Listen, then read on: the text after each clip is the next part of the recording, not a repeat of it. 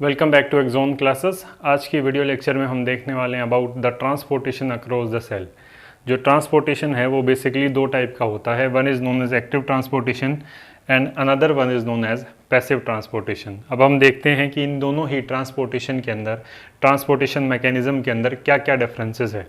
सबसे पहले बात करते हैं कि जो तुम्हारा एक्टिव ट्रांसपोर्टेशन होता है उसके अंदर सेल को एनर्जी लगानी पड़ती है। मतलब क्या कि सर इस टाइप की ट्रांसपोर्टेशन के अंदर सेल को अगर मॉलिक्यूल्स को ट्रांसफ़र करना है उस केस में सेल को एनर्जी सप्लाई करनी पड़ेगी, right.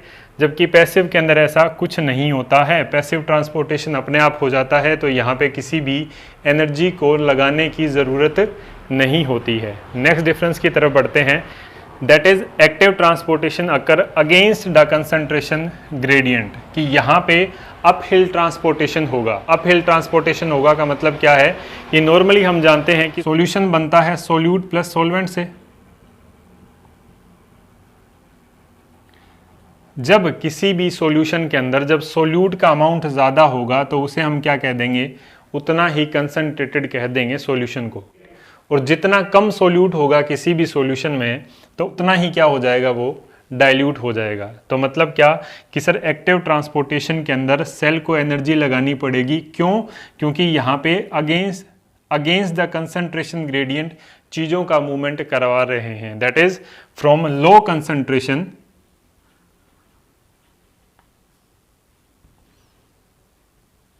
To high concentration,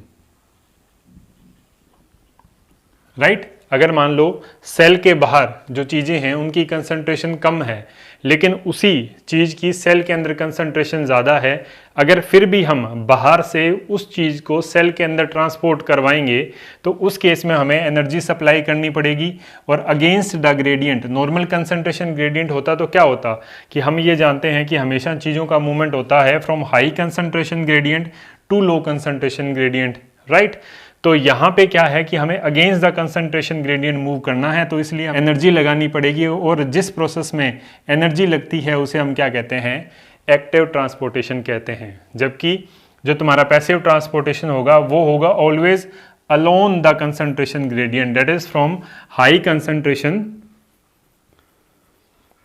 concentration to low concentration, right. Next difference की तरफ बढ़ते हैं, that is active transportation is a quite rapid process. Rapid process का मतलब क्या कि एक्टिव ट्रांसपोर्टेशन है वो काफ़ी फास्ट होता है, जबकि जो तुम्हारा पैसिव ट्रांसपोर्टेशन है वो एक कंपैरेटिवली स्लो प्रोसेस है। तो ऑब्वियस सी बात क्या है कि जब हम एनर्जी लगा रहे हैं किसी चीज़ के अंदर या फिर हमारा सेल अगर किसी चीज़ को ट्रांसपोर्टेशन के लिए एनर्जी लगा रहा है, वो ऑब्वियस सी बात है वो एक रैपिड प्रोसेस रहेगा।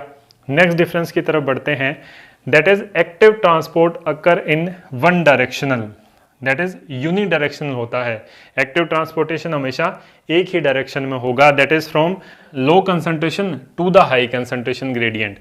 जबकि तुम्हारा पैसिव प्रोसेस है वो एक बाई डायरेक्शनल प्रोसेस है। नेक्स्ट डिफरेंस की तरफ बढ़ते हैं, that is active transport is a vital process and selective process।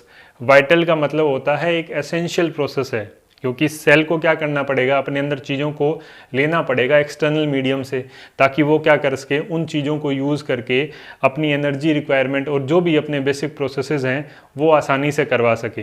Plus में क्या है कि एक सिलेक्टिव प्रोसेस है। सिलेक्टिव प्रोसेस का मतलब क्या कि ये सिर्फ सिलेक्टिव चीज़ों को ही सेल अपने अंदर लेता है। जब तुम्हारा सेल एनर्जी लगा रहा है तो वो सेल सिर्फ यूज़फुल चीज़ों को ही अंदर लेगा, और यूज़फुल चीज़ें क्या होती है, हमेशा सिलेक्टिव रहती हैं। जबकि जो तुम्हारा पैसिव ट्रांसपोर्टेशन है वो एक फिजिकल प्रोसेस है, तो इसलिए वो क्या है, एक नॉन सिलेक्टिव प्रोसेस है। नेक्स्ट डिफरेंस की तरफ बात करते हैं, that is active transport help in accumulation of substances in the cells. यानी सेल्स के अंदर चीज़ों को इकट्ठा करने का काम कौन करता है, एक्टिव ट्रांसपोर्टेशन। जबकि जो तुम्हारा पैसिव ट्रांसपोर्टेशन है वो कोई भी एक्यूमुलेशन इकट्ठा नहीं होने देता, क्योंकि तुम्हें क्या पता है कि सर पैसिव ट्रांसपोर्टेशन हमेशा मूव करेगा from high concentration gradient to the low concentration gradient. तो यहाँ पे कोई सवाल ही पैदा नहीं होता कि ये कंसंट्रेशन ग्रेडियंट या फिर यह क्या कर सके, एक्यूमुलेट हो सके inside the cell. Next difference की तरफ बात करते हैं, that is it require the carrier protein. Active transportation है उसके क्या चाहिए कि स्पेशल टाइप के प्रोटीन्स की रिक्वायरमेंट होती है जिन्हें हम कहते हैं कैरियर प्रोटीन। जबकि इसको क्या है, कैरियर प्रोटीन्स की रिक्वायरमेंट नहीं होती है पैसिव ट्रांसपोर्टेशन में। एक्टिव ट्रांसपोर्टेशन की बात करें, इट इज रिड्यूस्ड और स्टॉप विद ऑक्सीजन डेफिशिएंसी। अगर सेल के पास ऑक्सीजन की डेफिशिएंसी हो गई तो तुम्हारा एक्टिव ट्रांसपोर्टेशन या तो रिड्यूस हो जाएगा या फिर स्टॉप हो जाएगा। क्यों? क्योंकि ऑक्सीजन की रिक्वायरमेंट होती है फूड के ऑक्सीडेशन के लिए, और ऑक्सीडेशन कब हो पाता है कि जब ऑक्सीजन मिले, और उस फूड के ऑक्सीडेशन से क्या मिलती है, हमें एनर्जी मिलती है, राइट। अगर सेल के पास एनर्जी ही नहीं होगी तो वो एक्टिव ट्रांसपोर्टेशन के लिए एनर्जी सप्लाई नहीं कर पाएगा। तो इस वजह से ये लिखा हुआ है कि इट इज रिड्यूस और stop with the oxygen deficiency, जबकि तुम्हारा पैसिव प्रोसेस है ये अनअफेक्टेड रहता है via the oxygen content, right. Next difference की तरफ बढ़ते हैं, that is active transportation is stopped bye inhibitors. Inhibitors ऐसे सब्सटेंसेस होते हैं जो कि एक्टिव ट्रांसपोर्टेशन को रोक देते हैं, जबकि जो तुम्हारा पैसिव ट्रांसपोर्टेशन है ये कोई भी अफेक्ट नहीं शो करता है, चाहे तुम्हारा इनहिबिटर प्रेजेंट हो चाहे तुम्हारा इनहिबिटर प्रेजेंट ना हो, इसे कोई फर्क नहीं पड़ता है। लास्ट डिफरेंस की तरफ बढ़ते हैं, that is if the temperature is decreased then the active transportation is also decrease. जैसे जैसे टेम्परेचर डिक्रीज होगा वैसे वैसे क्या है कि तुम्हारा एक्टिव ट्रांसपोर्टेशन भी डिक्रीज हो जाएगा, जबकि जो तुम्हारा पैसिव ट्रांसपोर्टेशन है वो अफेक्टेड नहीं होता है टेम्परेचर की वजह से। If you like the video then please do hit the like button and subscribe to our channel for more updates. Thank you so much.